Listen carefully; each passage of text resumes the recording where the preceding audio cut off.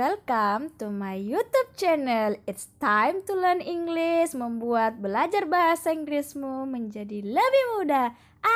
Asik!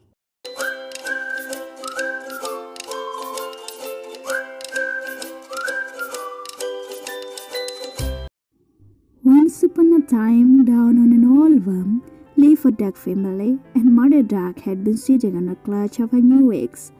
One nice morning, the eggs hatched and out popped 6 chirpy ducklings. But one egg was bigger than the rest, and it didn't hatch. Mother Duck couldn't recall laying the 7th egg. How did it get there? Tuck, tuck, the little prisoner was speaking inside itself. Did I count the eggs wrongly? Mother Duck wondered, but before she had time to think about it, the last egg finally hatched. A strange-looking duckling with gray feathers that should have been yellow gazed at the worried mother. The ducklings grew quickly, but Mother Duck had a secret worry.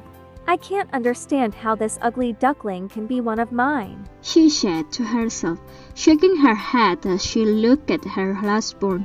Well, the gray duckling certainly wasn't ready, and since he ate far more than his brothers, he was outgrowing them. As the days went by, the poor ugly duckling became more and more unhappy.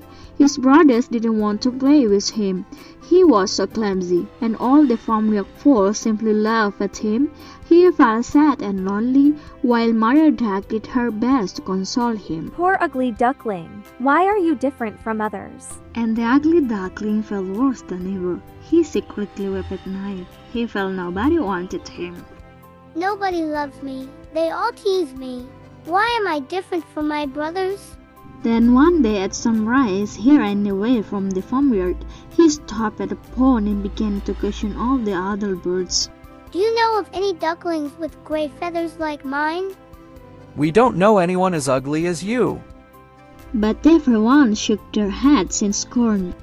The ugly duckling did not lose heart, however, and kept on making inquiries. He went to another pond, where a pair of large geese gave him the same answer to his question. What's more, they warned him. Don't stay here. Go away. It's dangerous. There are men with guns around here. The duckling was sorry he had ever left the farmyard. Then one day, his travels took him near an old country woman's cottage.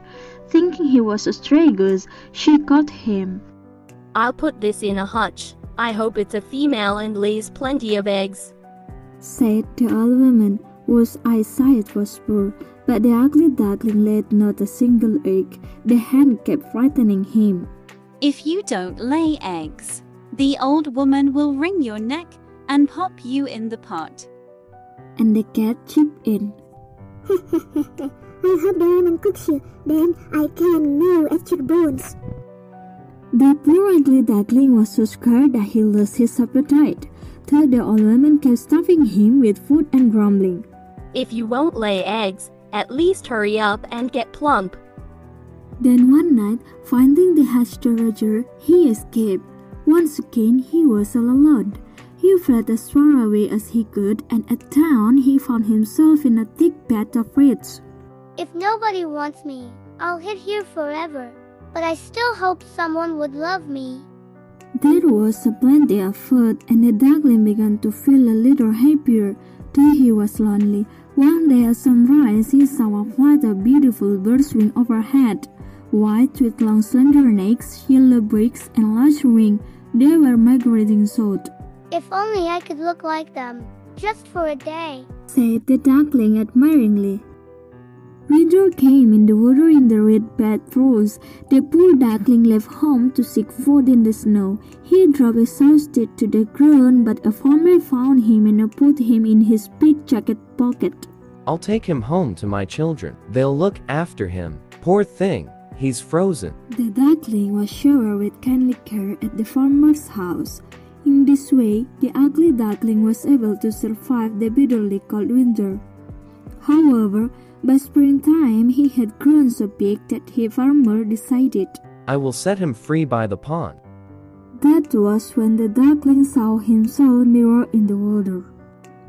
When he looked down, this ugly duckling saw his own reflection in the reflection of the water, and he was surprised. He was no longer an ugly duckling. The duck that was hated by all these animals had turned into a beautiful and charming swan. Goodness, how I've changed. I hardly recognize myself. Now he realized why he looked different from his brothers, because he is a swan and his brother is a duck. Realizing he was a swan, he continued to stare at his body from the reflection of the water. The flight of swans glided onto the pond. When the duckling saw them, he realized he was one of their kind and soon made friends. We are swans like you. Where have you been hiding? It's a long story, replied the young swan, still astounded. Now he swam majestically with his fellow swans. One day he heard children on the river bank exclaim, "Look at that young swan! He's the finest of them all!" And he almost burst with happiness.